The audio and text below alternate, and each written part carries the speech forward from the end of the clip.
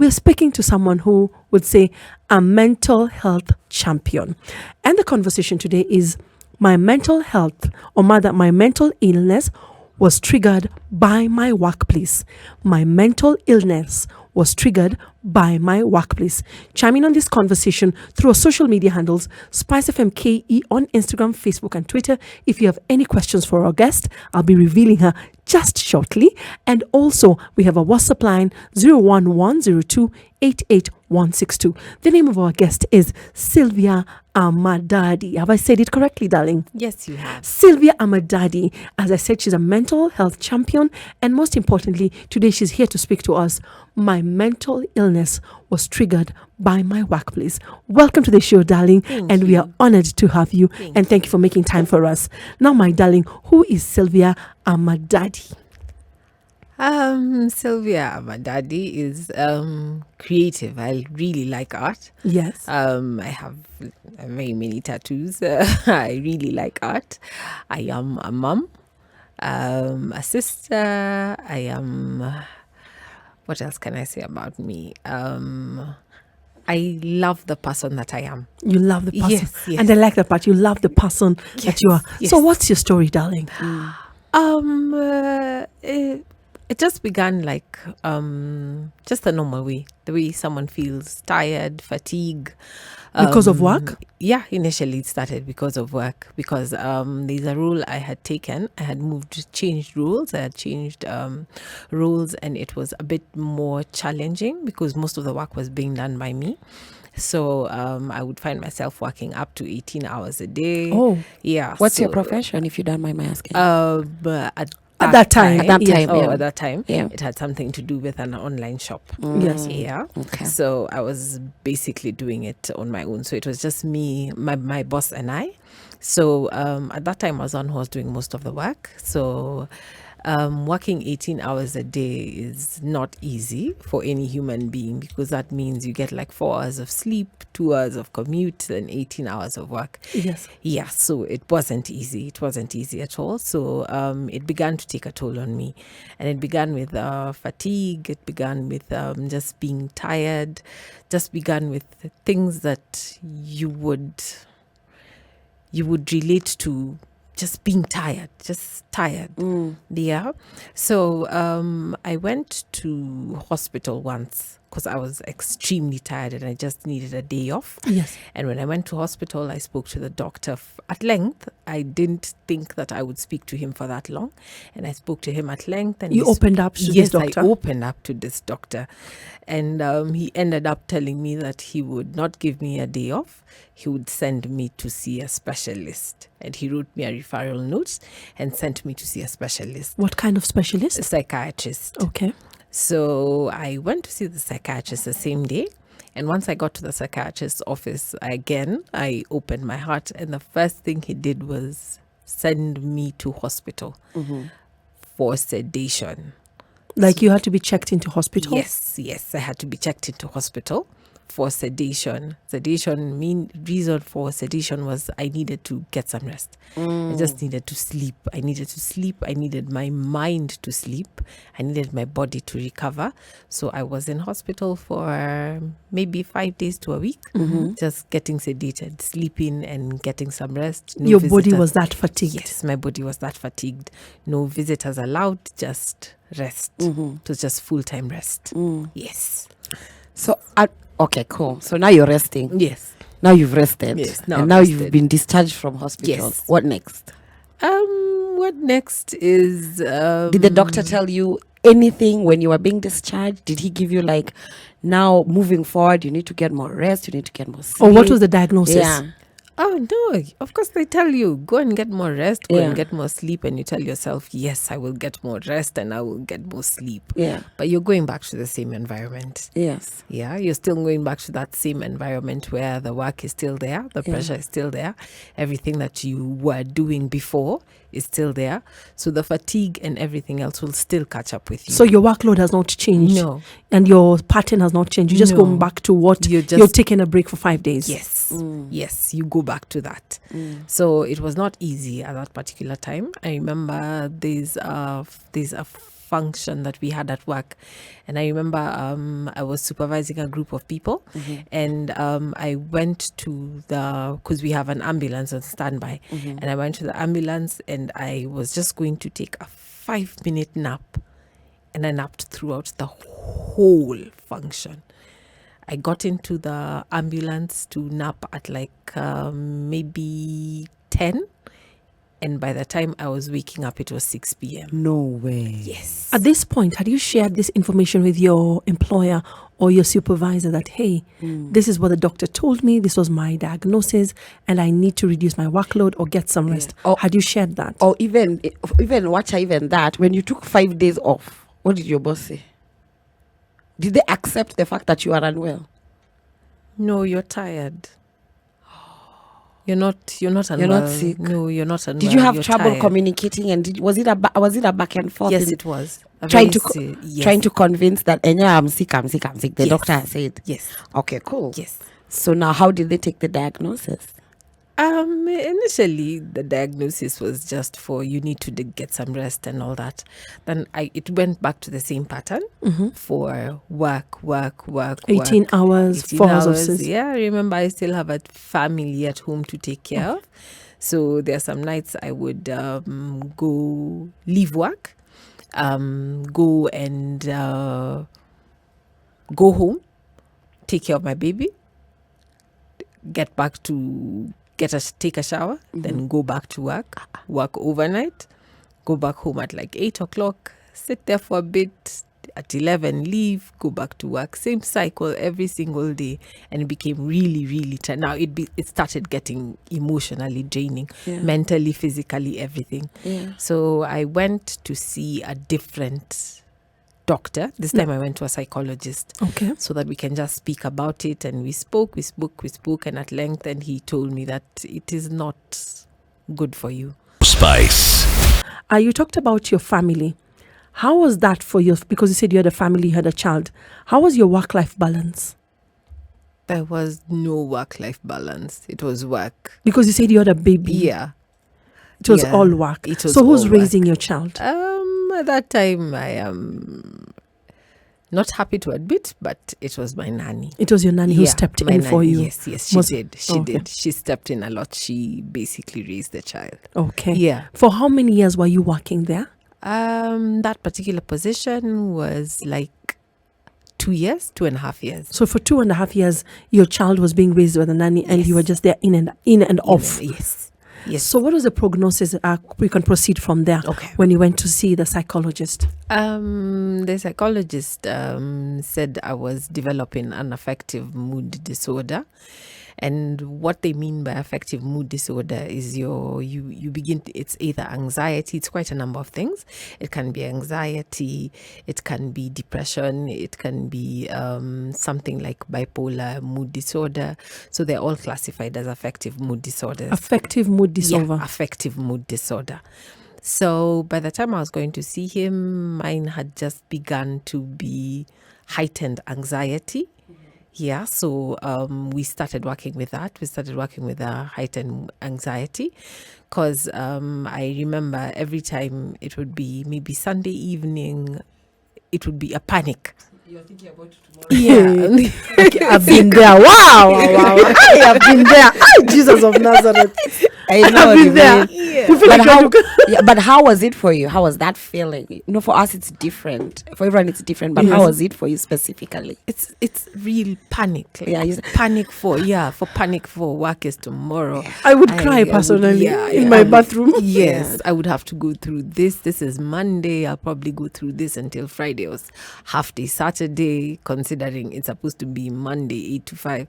But now here I am. It'll probably be until Saturday. So I had to be put on anti-anxiety meds. Okay. So that you can just calm down. It's just, they help you calm down so that you can, at least when you wake up on Monday, you're like, okay, it's not too bad. It's Monday. Let me just go through the day. But as time went by, they stopped being effective. How long did you use this particular medication? I think for like a year. And why do you say they stopped? What was different? I mean, what I was before when you so before you began taking them, then now you've started taking them, then now you're at a place you're like, what was that transition like? Initially, I would be very calm, and I would be able to handle like my tasks, whatever is brought to me. I'd be able to do it. Even with those long working hours, I'd be able to go through them well. But then at some point, again, it's just mental. The fatigue will still catch up with you, with or without medication. It will catch up with you. Okay. So it got to a point where now it stagnated. The anxiety now became heightened completely, and the meds could not control it anymore. Wow. Had you shared this with your family, or now even shared it with your employer and colleagues that I'm going through this? Because now you're on medication for almost a year. Had you shared with anyone about this despite your doctors? My family. At that time, it was just my family. How did they receive it? What did they say? Did they have questions? Yeah, they had very many questions, but the best part about my family is they're very supportive, extremely supportive. So anytime I would bring up work, we would talk about it, and they would just tell me to take it easy. Easier said than done. Yeah. Taking it easy is easier said than done. Yeah. But they would find activities that we would participate in as a family, do it together, just to keep my mind off work at least for a period of time. I have a question before we move forward. So you are going through anxiety. Yes. And you're on meds. Yes. How was your cycle as a woman going through in that experience? Oh. Were the moods heightened? Were the moods lower? What sometimes anti-anxiety meds do, what they're supposed to do, is just to balance you. Okay. So that you don't have, you're not too hyper and you're not too low. So they're supposed to balance you. So that is what they were. That is what they were supposed to be doing, just to balance, so that you don't have too high or too low. You're just well balanced. So when they stopped working, it's because if it was a good day, if it was a very, very good day, good day, productive, I could work all those hours with no issues whatsoever. And if it was a bad day, it was a completely bad day. Would you high highs, low lows, no in between? Was that like a point where you're like, something is definitely not right? Yes. And that is what the psychologist noticed. He sent me to now a different psychiatrist. Because now for him, he actually said that we had done all we can do, like in terms of coping mechanisms and all that. And I could do the coping mechanisms, but what were your coping mechanisms except okay, continue. Coping mechanisms were knitting, I crochet, I draw, I like to play with my dogs, I love to play with my child, I bake, I cook. So those were the things that used to keep me going. Those were the things, and reading, those were the things that used to make me like cope and feel better. Okay. Yeah. So when even those ones became tasks, they stopped becoming fun, they became tasks. Now he sent me to a psychiatrist. Sylvia, Yeah. are you open to share with us, if you're okay with it, what exactly mental disorder did your psychiatrist or that psychologist diagnose you with? Okay. By the time I was going to the psychiatrist, the different psychiatrist, Yes. it had already developed now to bipolar mood disorder. Okay. Yeah. So bipolar mood disorder is something that someone can pick along the way, because majority of us come from a place where we think that maybe someone has been born with it. But is it something you picked along the journey during your workplace? Yes, it's something you can pick up. It's Okay. actually something that builds up. It's not. It can. Some mental illnesses can be genetic. Yes. But some of them you can actually pick up along the way. Yeah, because if not addressed, like for me, I mean, it took me quite a while to to accept the fact that something is actually wrong. Something is wrong. It's not normal to be this tired all the time. It's not normal to feel like this all the time. It's not normal. So even by the time I was getting to acceptance that I need to see somebody for this, it had taken a long time. And all that time it is still taking a toll on your brain and on your mental state. So it develops, it keeps developing and morphing into something else. Spice. Let's recap first and foremost. Okay. So you were on medicine, you are on meds, and your coping mechanisms are not working. Then you've seen your doctor, and your doctor has now diagnosed you with Bipolar mood disorder. Bipolar mood disorder.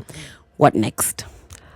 Now you move from the psychologist, or you work with both a psychologist and a psychiatrist. Reason being, the psychologist, the way it is in Kenya, a psychologist can prescribe meds completely, especially when it comes to some affective mood disorders. So they can only give you basics. So working with a psychiatrist is completely different, because the psychiatrist then would be able to both listen to you and get to learn more about you, and also be able to prescribe for you the meds that are required. Yeah. Okay, continue. So I went to see the psychiatrist. She was very, very, very, she's still my psychiatrist to date. Very, very good lady. We sat and spoke about it, and with time, she came up with a diagnosis for the bipolar mood disorder, and now we had a plan. A plan on how to stabilize the moods, number one. Yes. How to effectively get our work-life balance, and to use my sister's words, to stop taking Panadols for people's headaches. Yes. Stop taking Panadols for people's headaches. Yeah. Because now it was like you're taking Panadols for corporate issues. Things that are not my doing. So now let's talk about the ugly part. Okay. It's not gonna be comfortable, and I'm sorry, but this is where we are. Let's talk about the ugly part of this mental illness that you're experiencing. How ugly did it get for you? Oh no, it was ugly. It was really, really bad. It actually got better at some point initially, when I got my role changed again, and I got this fantastic boss. She was so nice. She was really nice. She understood what I was going through, so she was able to wait. Your boss never understood that you were diagnosed with a mental illness? No, the former one, no. The former one did not? No. Okay, continue. So the new one who I had was fantastic, and it was really cool, and she understood my work patterns. She really supported me. She was like the it boss. Like, I really, really liked working with her, because she understood and she knew my potential, and she was always there to encourage me. She was the best thing that happened to me. And then my role changed again, and I got one who was worse than the previous one. This one called me something I forgave, but I will never forget. She called me emotionally unstable. Oh, wow. What happened for you to be called emotionally unstable? I have no idea.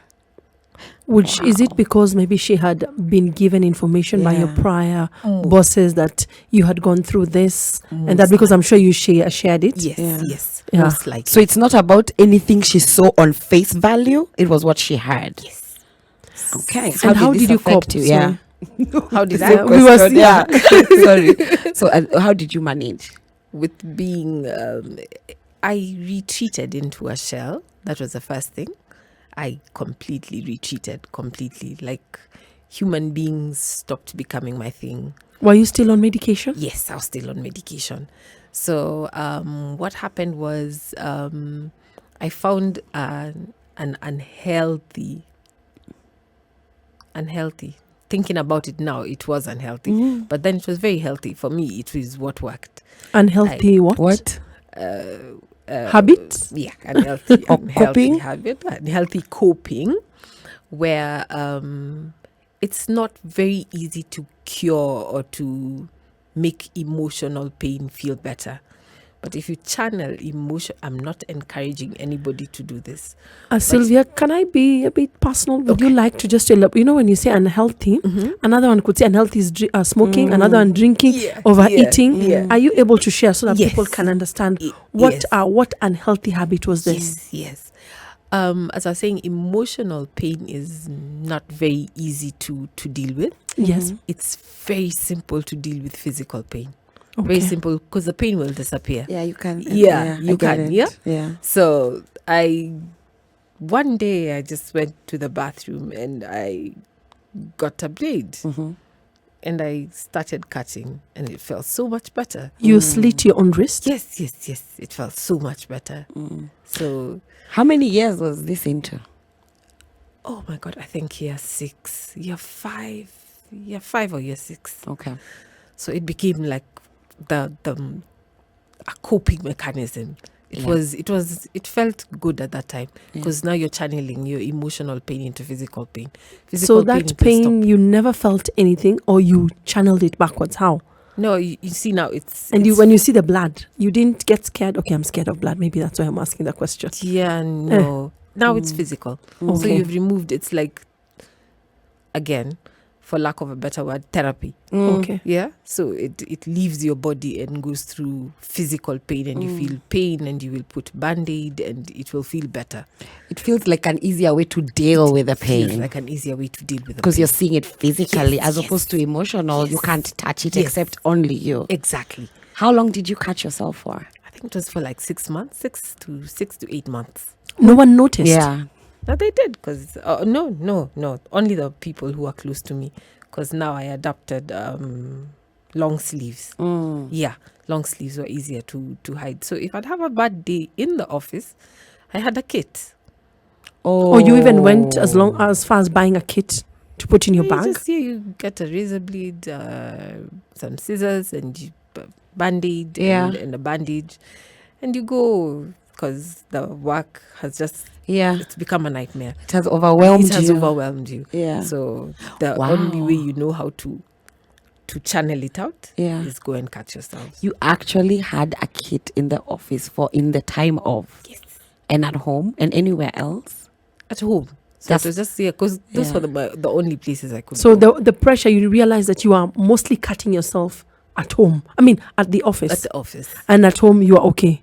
Yeah, at home, you have to be okay because there is a child involved here. So, you finish your business in the office so that by the time you're going home, you're a bit sound, you're mentally sound. So I'm able to deal with home issues without now having that overwhelming pressure of things not going okay in my head. Spice. Now, before we went on a break, Sylvia, you were telling us you had reached a point where you were now cutting yourself, and more so during your working hours, or if your stress levels just were interfered with in between the office. How did you get from cutting yourself to coping? Remember, you're on medication. Yes. You're trying to hide that. Yes. How did you get to not coping? Because, during the break, me and my inquisitive, I had to check your hands. Yes. So, yes, I did check her hands, and they look beautiful at the field. How did you get from not stopping to cut yourself? Because you said you did it for 6 months. So it became a habit, Yes, it's an a unhealthy habit. Yes. Did you have any other unhealthy habit despite that? If you think about it, that you picked up? No. Just It was that. Just that. Other than stopping to do the things that I used to like and I used to Yes. love and enjoy doing, Yeah. that is the one thing that I know I picked up and is completely. Now, how did you stop cutting yourself? The strangest or the best part about me is if I wake up and I say I'm not doing it again, I will not do it. You didn't get, what is it called? Anemic? Because I'm trying to imagine 6 months and you're cutting yourself. Yeah. You're on medication. Yeah. You didn't get anemic. Surprisingly, no. Surprisingly, no. And how did you know how to cut yourself? Like, what triggered it? I want to know as well. Oh, okay. Yes, because I'm trying to Not figure even out. triggered, but how did you get to that? Where did you get to that knowledge of cutting yourself? Like, why cutting yourself? Why? Apart from the whole physical aspect, why not something else? But why cutting yourself specifically? Because anything else, like if you, like say for example, a substance, Yes. then it would become abuse. It would become substance abuse. It would become addictive, and I didn't want something that would. You didn't think this would be addictive 6 months, No, I sweetheart? didn't think so. Oh, that time you didn't Yeah, think that so. time I didn't think it through. I didn't think it would be addictive. I just didn't want to indulge in something that would be addictive, and then it would be very difficult, extremely difficult for me to get out of. So, Did you go through psychotherapy at this point? Yes, I did. And your psychiatrist knew you were cutting yourself? Yes, she did. Mm. Yes, she did. Uh-huh. She did. And again, at that point is where she realized that first I used to get 2 prescription pads because the medication was so much. So I used to get 2 prescription pads. And she said that it's, again, the medication is not working anymore. And you're still putting in the hours you were putting in? This time less because my role had changed. Okay. But the boss now was a bit not sensitive towards mental illness. She wasn't sensitive at all. When you say not sensitive, just say it. Say it in layman's language. Is it that she was not aware? Is it that she did not care? Is it that she did not bother? Did not care. She did not care. Did not care. She wanted the work done? Yes. At whatever means, whatever cost? Yes. So you do whatever you have to do, but I would like my work done. Or whatever you're going through, those are your issues. At the end of the day, so you signed a contract. Exactly. You said you'll deliver. Yes, you will deliver. Wow. So that's how I got to delivering equals cutting myself. Yeah. So after I do that, then I'll go and deliver and get it done. And yeah. So your doctor comes and says, "Hey, listen, this is not working." Yes. So what next? It's called electroconvulsive therapy. Wow. Electroconvulsive therapy. Yes. What is that? It's called ECT. Electroconvulsive therapy is where you are put in they put like they pass current through your brain. Yes. To try and balance your brain cells. So you do that. You have like 6 sessions. Yeah. 1 session every other day. Is it painful? For how long? It takes like 2 weeks because you have 6 sessions and they're done on alternate days. Do you feel pain? Do you feel sensitive? The first session, there is a bit of pain. Okay. On the head, on the temple part, because it has just begun. Yeah. The one thing that I disliked the most about ECT was I forgot everything. I could not remember a single thing. Like, were you still working at that time? No, because that's Okay. an admission. That's an admission process. Okay. Yeah. So you're admitted. So I remember, like, after leaving hospital, like making noise at my parents and my siblings, asking them why they just abandoned me in the hospital and they did not come to visit me. Like, what is wrong with you people? Is this how It you're going erased to your treat me? memory? Yes, it did. So they had to show photographic evidence that we were here. We came and visited you, and we came like lunchtime, evening, we did, and here are the pictures. Yeah, so it takes away some of your memory. Some of it does not come back. Some of it, it actually, it doesn't come back, or it comes back in bits. And long term, it will still affect like how you remember stuff. Because like me nowadays, I find myself writing a lot. Like I write. So I that you have don't things to forget. do so that I don't forget. Spice. What was the treatment like? And when I talk about treatment, I know we're talking about stigma, but I'm also talking about what was the treatment that you went through. If someone is out there and they would like to know, I have this problem, or maybe I've been diagnosed with this, what should I expect, and what is the journey like? Okay. For treatment, usually the first thing you should try and do before it gets to the point where you're going to start taking meds and all, just try and be aware. Know that if I am feeling some type of way, when it gets to fatigue where I am snapping at people, then I need to take a step back. Yeah, I need to sit back and relax or do something else. If you are going to seek treatment, look for someone who is trained in that field. Look for a trained psychologist, look for a trained psychiatrist, because they are in a better position to give you good assistance. You were seeing both of them? Yes, I was seeing both of them. Okay. Yeah. So you see both, and they are in a better position to give you, if the solutions involve medication, then they are able to involve you with the medication. Okay. Yeah.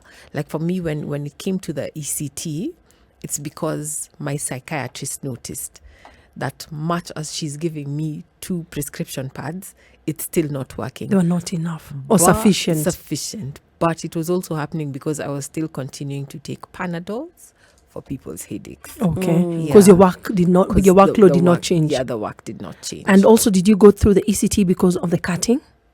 Yes. Okay. Yes. Did it stop? Yes, it did. Yeah. It did. It stopped. How? Okay, so it stopped. Yes, it did. But how long was the procedure? How long was the process of the ECT for? The ECT, you go for about 15 to 20 minutes every other day. So you go one day, skip another day, then go. So you have about 6 or 7 sessions. Yes. So what it does, it induces a seizure in your brain. Yes. So that now you try and balance your brain cells, so that the you're not manic and you're not hyper. Yeah. So you try and balance you strike a balance with your brain cells. Yeah. Now, you've moved forward from the treatment. Yeah. You have gone back and you've changed some of your hours, because you told us you changed roles and you got a better boss. How was life after that? Oh, this boss is the best thing that has ever happened to me. She truly is. To date, she's one of the people I would say I appreciate the most in Are you life. still with her? Yes, I am. She is the best. She didn't see me as an illness. She saw me as a human being. There are people within the organization or other bosses saw you as an illness? Yes. Okay. Yeah, you are defined by your illness. Yes. But my boss, my current one, and she has been my boss for about 3 years now, she does not limit me. Okay. If she gives me a task, it is a task she tells me, I have given you because I know that you will deliver. She doesn't set me up for failure. Okay. She doesn't set me up for failure at all. Yeah. And it's not that she gives me easy stuff to do. She gives me stuff that will challenge me. She will give me stuff that will make me grow, help me grow.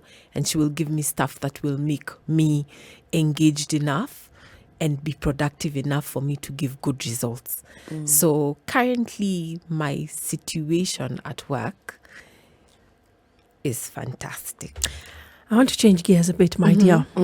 Your current situation at work is fantastic. Yes. But allow me to pick this call with someone who's on the line. They Okay. have something to say. Okay. Hello, Spice. Hello. How are you, darling? I'm okay. What are your thoughts? Yes, mommy. I want to say about headaches. Mm-hmm. Whenever you consume too much sugar and salt, get ready for a migraine headache. Mm-hmm. And the only cure is drinking warm water, and it clears. So from that day when I came to know, I got rid of all the sweet drinks I have. I gave them away, and I never get headaches now. Okay, thank you for Of that. course, I love sodas and things like that, but once in a week, I keep away from sugar and salt. Thank you. Okay, thank you for that, Lydia. Now, I want to change gears a bit, as I was saying. And as I'm changing gears, I'm going to get a bit personal. Your life is going on well. Yes, it is. Things are okay at work. You've managed to have that work-life balance. You're not cutting. Then, alas, I hear you get a message or you get information that you have another terminal disease. What was it? Share with us. So it was on August 31st, 2020. Yes. It had just been something that was there, a lump. But this time when I woke up in the morning, it was just there staring at me. So I thought that if I had hit myself or if I'd slept badly, I would feel a bit of pain. Yes. So I went to the hospital and I got it checked out, and it was an ultrasound was done. So the radiologist there said that there's no fluid, so he cannot make a conclusive decision on what it could be. Yes. So he wrote for me a referral, and I went to the main hospital, where they said that if he can't reach a conclusion based on the ultrasound, then we do a biopsy. Yes. So I got the biopsy done, but in my mind, it was fine. And I sat there, and even when I was sitting there with the doctor, like, I didn't expect him to tell me what he told me. So he was like, so I was like, okay, so let's get on with this. I have stuff to do. Like, I really want to go and finish my work. So he's like, yeah, so you have to take it easy because you have cancer. Allah. Yeah. So I asked him, like, oh, really? So he said, yes.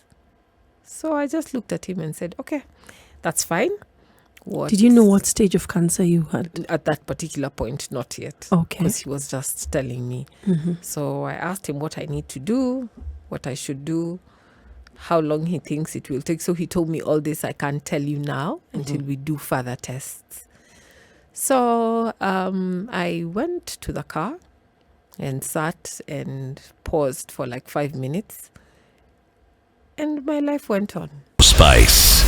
Now, Sylvia, before we went on the break, we were talking about you had just found out that you were diagnosed with a terminal illness. How was your state of mind? More so, how was your mental state of mind?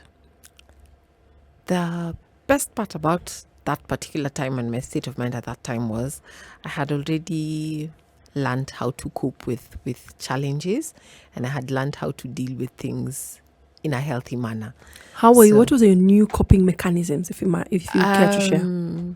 Remember, you were coming from cutting and all that. Yes. But now, what are the new coping mechanisms you got to have now that you had stopped all that? Okay. And you found out you're not well. Yes, it became a process that I call and then what. So I have terminal illness, and then what? I will seek treatment, and then what?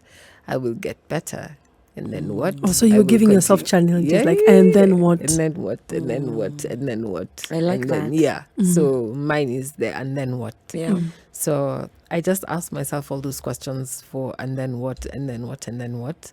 And then the last... You were writing them down or just putting it in your mind? No, I write it down. Okay. Yeah. So my last answer, my last question, my last answer to and then what is, and then I want to live. Yeah. That's it. Yeah. And there's no all. negotiating. No. There's no for saying, yeah, that it's going to be 2 years and I'll be, no. My and then what is I'm going to live for as long as I possibly could. At this point, were you already diagnosed, or did you know the stage of cancer you had? No, by that time, no. So I went and I got my PET CT done. Yes. And then it was staged.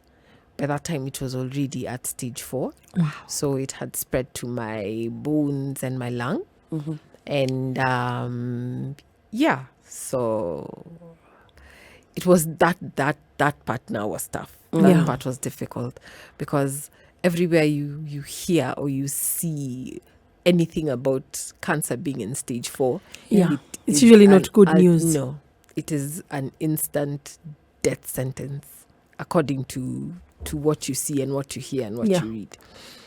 Yeah, but and then what kicked in? So now you have stage 4 cancer, and then what? And then now you're going to get help and you're seeking treatment. And you're still working, And you're still being an active parent. Yes. Again, my boss. I wanted to ask that. How did Yes. your boss take it? My heaven sent boss was very, very, very quick to step in. Yeah. And liaise with our human resources people. Wow. And negotiate the number of hours that I would work per day, because she felt that the normal working hours would be pushing it. Yeah, considering what you are going through. Considering, she said that would be pushing it. That's why if there's anything I'm grateful for, it's or part of the top 5 in my list is my current boss. Yes. I'm very grateful for that lady. She's just it. Like, I can't go anywhere without not speaking about her, because she has made my life, she has changed it completely. Can you say she's made it easier for Easier. you? Much easier. Yeah. Much easier. Yeah. Without thinking that I am lazy, without thinking that I am a bit too much to handle. Did you, sorry, all through this, and this is just a very random question. Mentally, when you're alone and you're thinking, when you're at home, when you're alone, you're driving, when you're alone. Yes. Did you ever think, oh my God, I'm going to lose my job? I'm going to lose my job. Yes, I did. I'm going to lose my Yes. job. Yes. And how did you manage? How did you deal? Because in an ideal world, Barbara, if the job is the one that's causing your triggers, and this is now where you are, you'll be like, You can be reminded, like I know a friend of mine who was told by her boss, at your age, you should not be getting that Yes. sick. Can you go remember that friend? Yes. Barbara. No, it's a serious No, thing. it's true. And I'm laughing because It is a reality. that statement is said by very many employers. And they say, why are you getting sick? Why are you getting sick? At one point, did you think, I'm going to lose my job? Yes, I did. I actually did. I actually thought that I would lose my job. Yeah. And then my saving grace, again, my current boss, we were swapped. She came to join our team. So she's the one who just told me, like, this is what, she didn't ask. She said, this is what we are going to do to get you from where you are Yeah. to get you to where I know you can be. This is what we are going to do to make you achieve your potential. Because what I can see in you is a lot of potential, and we are going to achieve it. You and I, we are going to get there. I'm happy that you, at least in terms of your workplace, the environment changed and the leadership in where you are changed, and it worked out for you. So how has been your health from 2020 to this time, or the journey? So after the diagnosis and after being told it's at stage 4 and wondering, there was a point when I was sitting and thinking like, yeah, so any day now I might not wake up. Any day now I might die. Any day now, Did you think about your child? Yes, I did. Yeah. All the Last time. wishes. Do those things come to mind? Even a eulogy. Oh, okay. Yeah. Everything comes to mind. Yeah. But then luckily for me is I already had that background and that solid thing for the psychologist and the psychiatrist. So it was already I was very well grounded. You had Oh, a so very they good helped. foundation. I already had a good foundation. Yeah. So I was very, I see that. Yeah, Yeah. I was very well grounded. Yeah. Very, very well. So I didn't fall back to self-pity and wonder why me, why can I do it? It came up or comes up once in a while, but I have very solid foundation. So I hardly ever go back to that place for self-pity and to say that, why me? Will I die tomorrow? No. Sylvia, we have many Kenyans, and I'm going to say Kenyans because I'm part of them, who don't believe in therapy, who don't believe in counseling, who don't believe in seeing psychologist or psychiatrist. What would you say to them? Because how has been experienced? When you were talking, you said that background, that foundation that I got then is what helped me deal with my mental health when this came through. What would be your advice for that Kenyan who says, those are Caucasian habits, we do not go for therapy? Or a white man's problem. Yeah. I got that for white man's problems. I got that for I have white people Oh, problems. people told you that? Yeah, people say that a lot. Yeah. I got that one for I have white people Ama problems. ugonjwa za kisonko. Yes. Kwanza Rich that people, one. Hiyo ni yes. pesa inamsumbua. Yes, rich people, people problems Yes, or rich yes. people yes, illnesses. Yes. Which is quite an Which unfortunate is very way. unfortunate. Yeah. Therapy, consider therapy like talking to your friend, but somebody who has a lot of experience, who will see behind what your words and your actions mean, because that is what they are trained in. Yeah, I could go and speak to my friend about what I am going through, and we'll just be like, that's life. Pole. Yeah, they're Pole. It'll sorry get for better. It'll look up. Things will be better. Don't worry. Give it a few days. But you see, once you go to a psychologist or a therapist, especially if something is recurring once, twice, thrice, if you go and see a psychologist or a therapist, a licensed one, those ones will tell you. Yeah, they will tell you as is. And you will be able to sit down and speak to them, and they will be able to pick up cues from you and tell you that this is what they feel could be the problem. And if you go to a very good psychologist, psychiatrist, or therapist, they allow you to see what your triggers are, and allow you to see what you can do to avoid going there. And they will also help not come up with the solutions for you, but help you. Yes, help you come up with solutions and healthy coping mechanisms with you. So therapy is something that should be normalized. Okay. It's just like talking to your friend. It's just that friend is very a professional friend. Yeah, professional friend. Spice. So how is the treatment going? Take us through the kind of treatment you're experiencing, because I'm blown away, first of all. Okay. Yeah, so She's rarely blown away. Yeah, take us through the treatment that you've been experiencing, and the journey, and where you are at right now with the treatment. All right. Yeah. I started seeing the oncologist immediately. Yes. The thing about breast cancer is, I didn't know, they give you an option to harvest your eggs if you want children later. Okay. Yes, they give you that option. Can I ask a personal question? Yes. Did you or didn't you? It was, I felt that giving it 6 months would be because they do it over a period of about 6 months. Okay. So giving it 6 months would be delaying treatment. Yes, yeah, exactly. Yeah, I get it would that. be delaying treatment. So no, I didn't do that. Okay. So I started my treatment almost immediately. I went after my PET scan. The doctors came up with a treatment plan. So I started the treatment plan immediately. And it involves a lot of tablets, a lot of IV infusions, a lot of that. Injections to help and manage symptoms here and there. And so far, I have bad days. I have good days, but I have What bad does a days. bad day feel like? A bad day is when you hug the toilet, and the toilet is your best friend, because all you can manage is just to throw up. And yeah, you look for minimum staggering distance between where you're sitting and a toilet. Yeah, so that's a very bad day, and you experience headaches, sometimes dizziness, drowsiness, sometimes even blackouts. Yeah, you throw up blood, or just all those good things. But for me, the good days, I rejoice. I love the good days. How do the good days feel like? The good days are awesome, because they're those days when I can take a walk with my baby. We take a walk and we walk the dogs, and we have so much fun, and we have conversations. Yeah. We have adult conversations. Much as she's a child, she will tell me what's going on in her life, what's going on in her day.